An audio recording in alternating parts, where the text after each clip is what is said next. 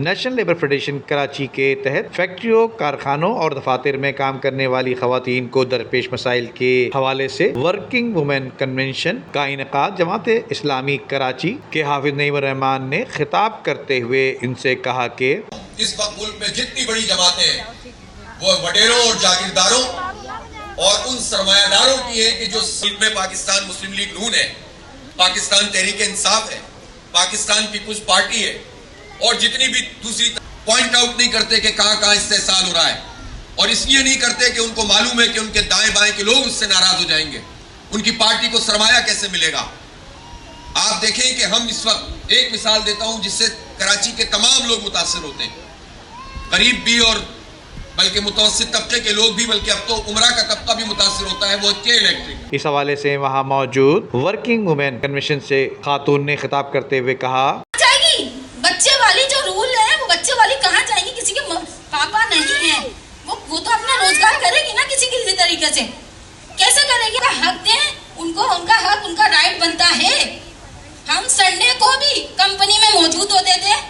اور دل و جان سے کام کرتے تھے، نہ منہ دھویا نہ ہاتھ دھویا نہ ناشتہ کیا، ٹائم دیکھتے تھے، اگر ٹائم اوپر ہو گیا ہے تو بھائی یہ تو منع ہو جائے گا گیٹ پہ، نہیں بھاگو، جیسے بھی رکشہ اپنا کر کے جاتے تھے۔ تو آپ سوچیں اتنی محنت جب ہم سب نے کری ہے، کم از کم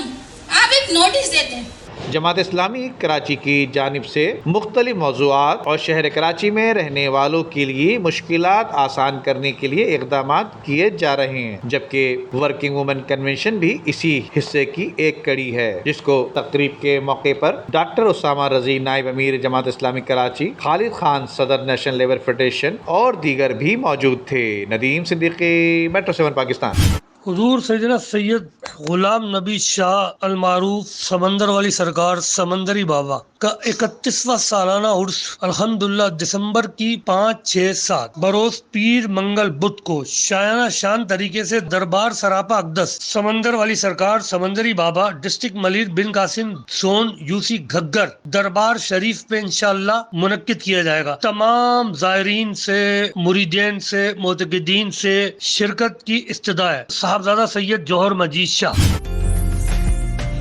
عمدہ میں پکائیں اور جی بھر کے کھائیں۔